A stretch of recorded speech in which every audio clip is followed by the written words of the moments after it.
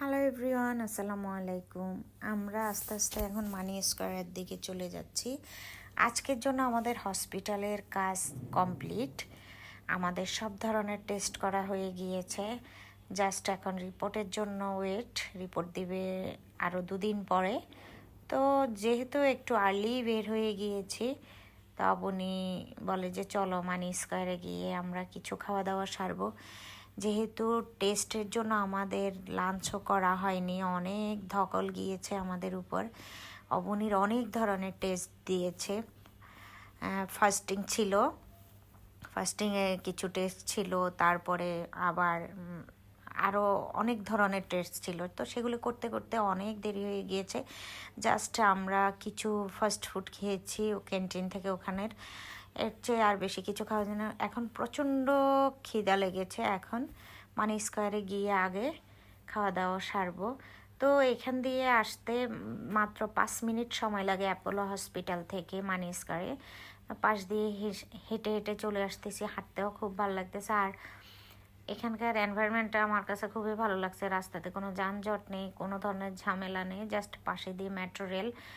তো খুবই সুন্দর লাগতেছিল। আর এই মলটা আমার খুবই পছন্দ, কারণ এখানে ওয়েবসাইট আছে, সেই কারণে এই মলটাকে আমি বেশি ফেভার করি।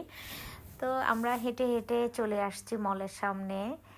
আমরা কাজ সেরে তারপরে কিছু কেনাকাটাও করব, ভিতরে পরে ঢুকবো। আগে বলি যে সামনে দিয়ে এখান দিয়ে একটু কিছুক্ষণ বসে রেস্ট করি, কারণ সেই সকাল 6টায় বের হয়েছি আর এখনও হোটেলে ফিরতে পারিনি। তো খুবই টায়ার্ড, সারাক্ষণ এই বিল্ডিং থেকে ওই বিল্ডিংয়ে টেস্টগুলো নিয়ে, এক একটা টেস্টের টেস্ট রুম অনেক দূরে দূরে ল্যাব। তো সে কারণে অনেক হ্যাসেল গিয়েছে নিজেদের উপর, আর খুবই টায়ার্ড। তো আমার মেয়ের অনেকগুলো টেস্ট দিয়েছে, এমআরআই দিয়েছে। আপনারা আমার মেয়ের জন্য একটু দোয়া করবেন, আল্লাহ যেন ওকে সুস্থ করে। খুবই টেনশনে আছি ওকে নিয়ে। ওর স্পাইনাল কর্ডে প্রবলেম আছে বোধ হয়। তো টেস্টের রিপোর্ট পাওয়ার পরে হয়তো বুঝবো। তো আমরা অনেকক্ষণ বসে বসে এখানে রেস্ট করলাম। অ্যাকচুয়ালি চারপাশটা আমার কাছে খুবই ভালো লাগে। আমি থাইল্যান্ডে সিয়াম প্যারাগনে এরকম বসে বসে আমরা অনেক টাইম স্পেন্ড করেছি, অনেক মেমোরিজ আছে এখনও।